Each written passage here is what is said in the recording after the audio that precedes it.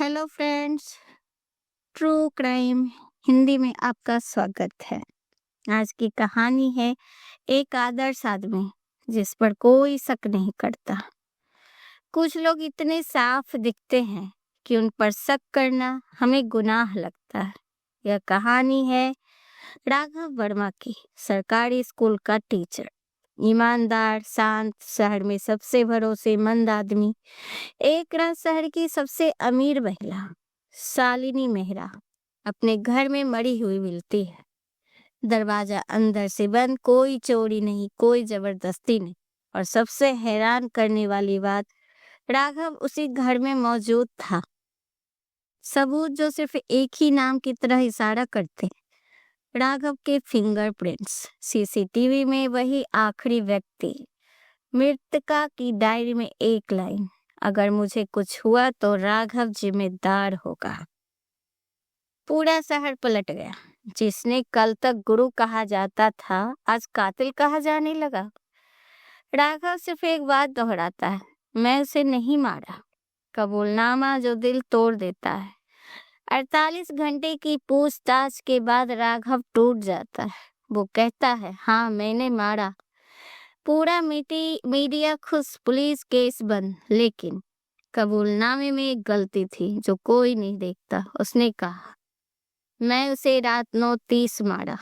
Postmortem कहता है मौत 11 बजे हुई।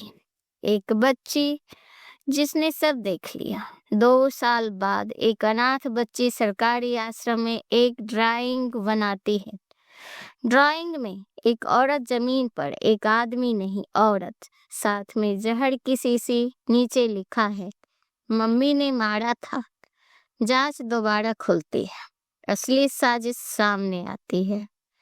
पता चलता है शालिनी की बहन कविता मेहरा पैसों की भूखी, राघव से नफरत। उसने राघव को जानबूझकर घर बुलाया, हत्या बाद में की और डायरी में नाम लिख दिया। राघव ने बच्ची को बचाने के लिए झूठा कबूलनामा दिया। और अंत जो रुला देता है। केस फिर कोर्ट जाता है, लेकिन राघव को फांसी हो चुकी थी। सबूत अब भी पूरी नहीं।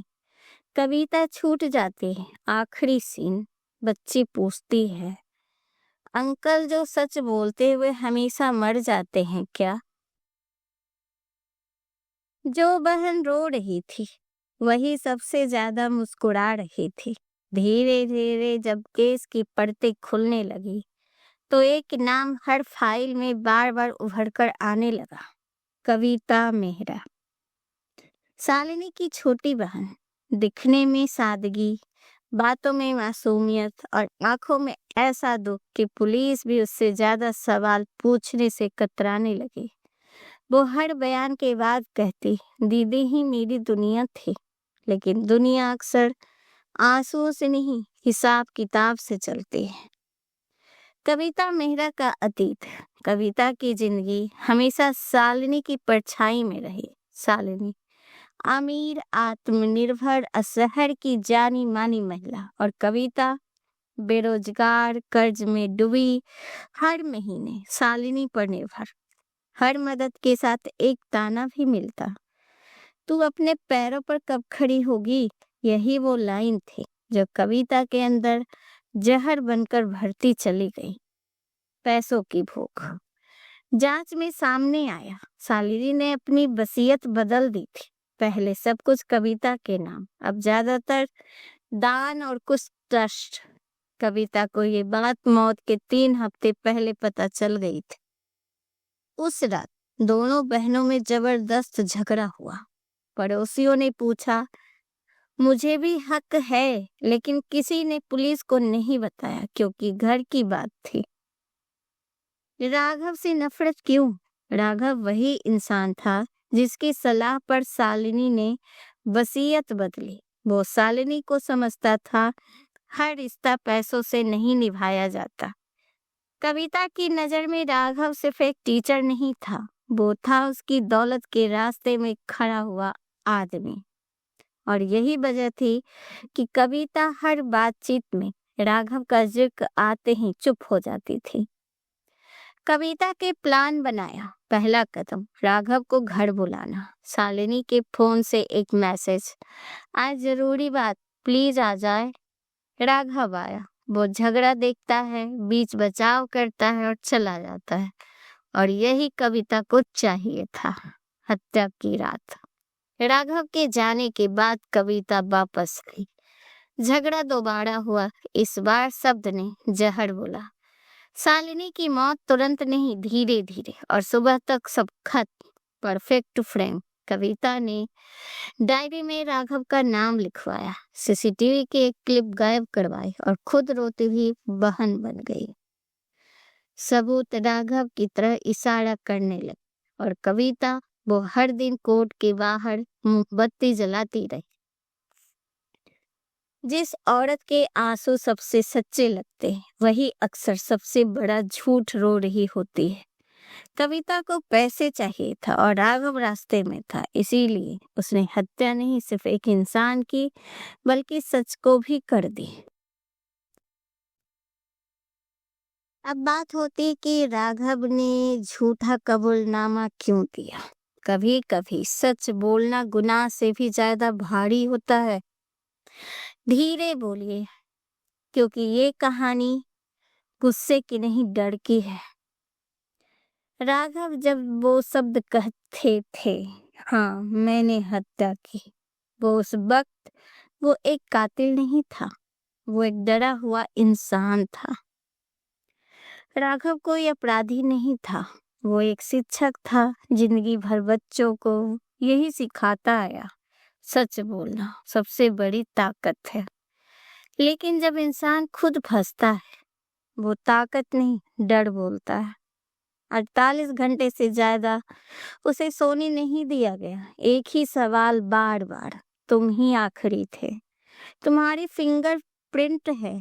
अगर अभी मान लिया तो सजा कम हो जाएगी। पुलिस दवाओं की हकीकत, कोई मारपीट नहीं, कोई चीख चिल्लाहट नहीं, बस शब्द धीमे, लगातार, जहरीले। अगर तुम नहीं माने तो बच्चे अनाथ हो जाएंगे। यही वो लाइन थी जिसने राघव को अंदर से तोड़ दिया। अगर तुम नहीं माने तो बच्चे अनाथ हो जाएंगे। बच्चे का सच सबसे बड़ा कारण। शालिनी की बेटी, छोटी सी, चुप, डरी हुई। उस रात राघव ने उसे सीढ़ियों के पास देखा था। कविता चिल्ला रही थी, शालिनी तड़प रही थी और बच्ची सब देख रही थी। राघव जानता था अगर केस लंबा चला तो बच्ची को कोर्ट, पुलिस, मीडिया सब झेलना पड़ेगा। एक शिक्षक का फैसला। राघव ने सोचा, अगर मैं मान लूं तो बच्ची बच जाएगी। उसने सोचा, मैं फांसी पा जाऊंगा लेकिन एक बच्ची जिंदगी जी पाएगी। ये कोई समझौता नहीं था, ये बलिदान था। कबूलनामा क्यों गलत था? कबूलनामे में उसने जानबूझकर एक गलती छोड़ी। मैंने 9:30 पर मारा, जबकि वो जानता था मौत 11 बजे हुई। ये उसकी आखिरी कोशिश थी कि कोई तो समझे कि ये झूठ है, लेकिन कोई नहीं समझा। कोर्ट में राघव की चुप्पी। कोर्ट में जज ने पूछा, क्या आप अपना बयान बदलना चाहते हैं? राघव ने बच्चे की तरफ देखा और कहा, नहीं। वो जानता था सच बोलेगा तो बच्ची टूट जाएगी। फांसी से एक रात पहले राघव ने सिर्फ एक बात कही, मैं कातिल नहीं हूँ, लेकिन मैं डरपोक भी नहीं हूँ। मैं झूठ इसलिए बोला ताकि कोई और सच के बोझ तले मर ना जाए। कभी कभी इंसान अपराध नहीं करता, लेकिन अपराध अपने ऊपर ले लेता है। राघव ने हत्या नहीं की, लेकिन उसने समाज के भरोसे की कीमत चुकाई। और सबसे डरावनी बात ये कि कानून ने उसे दोषी माना, क्योंकि सच बोलने वाला कोई नहीं बचा था। कहते हैं सच कभी मरता नहीं, लेकिन कभी कभी इतना देर से बोलता है कि सुनने वाला कोई जिंदा ही नहीं बचता। राघव को फांसी हुई, 3 साल बीत चुके थे। केस बंद था, फाइल अलमारी में। समाज आगे बढ़ चुका था, लेकिन एक इंसान आगे नहीं बढ़ पाया, वह बच्ची। अब बड़ी हो चुकी थी। शालिनी की बेटी अब 11 साल की थी। वो अब भी रात को चिल्लाकर उठ जाती थी। उसके सपनों में एक औरत चिल्लाती थी, एक औरत जहर पकड़े खड़ी होती थी, और एक आदमी चुपचाप सब देख रहा था। वो आदमी राघव था। स्कूल में एक दिन टीचर ने पूछा, सबसे बहादुर इंसान कौन होता है? बच्ची ने लिखा, वो जो सच जानता हो और फिर भी किसी को बचाने के लिए झूठ बोल दे। नीचे नाम लिखा, राघव सर। टीचर संदेह गए। केस फिर खुलता है। निबंध चाइल्ड साइकोलॉजिस्ट तक पहुंचा, फिर एक एनजीओ, फिर मीडिया, और पहली बार 3 साल बाद एक सवाल उठा, क्या राघव वाकई कातिल था? बच्ची की गवाही सबसे कठिन थी। कोर्ट में बच्ची कांप रही थी। जज ने पूछा, क्या तुम सच बोल सकती हो? वो बोली, मैं कोशिश करूंगी। और फिर कहा, उस रात मम्मी और मौसी लड़ रही थी। राघव अंकल उन्हें रोक रहे थे। अंकल चले गए, फिर मौसी ने दवा मिलाई। कोर्ट में सन्नाटा, लेकिन बहुत देर हो चुकी थी। कविता मेहरा पर जांच शुरू हुई, लेकिन सबूत पुराने हो चुके थे। सीसीटीवी क्लिप गायब थे। डायरी का पन्ना पहले ही मान्य हो चुका था। कोर्ट ने कहा, संदेह, लेकिन कानूनी सबूत नहीं। कविता कानून से फिर बच गई। राघव का नाम अब कैसे बचे? सरकार ने एक बयान दिया, न्यायिक त्रुटि हुई। एक सड़क का नाम राघव वर्मा मार्ग रखा गया। एक स्कूल में उसकी तस्वीर लगी, लेकिन सवाल ये था, क्या एक नाम एक जिंदगी वापस ला सकता है? बच्ची ने कोर्ट से निकलते हुए सिर्फ एक बात पूछी, अगर मैंने सच पहले बोल दिया होता तो क्या राघव अंकल जिंदा होते? किसी के पास जवाब नहीं था। ये कहानी एक हत्या की नहीं थी। ये कहानी थी उस समाज की जो सच सुनने से पहले सजा देने की तैयारी कर लेता है। तो आपको ये कहानी कैसी लगी हमें ज़रूर बताइएगा। अगर ये सुनने में आपको अच्छा लग रहा है, पसंद आ रहा है, तो प्लीज़ हमें सब्सक्राइब कीजिए, लाइक कीजिए और मेरी वीडियो को शेयर कीजिए। Thank you.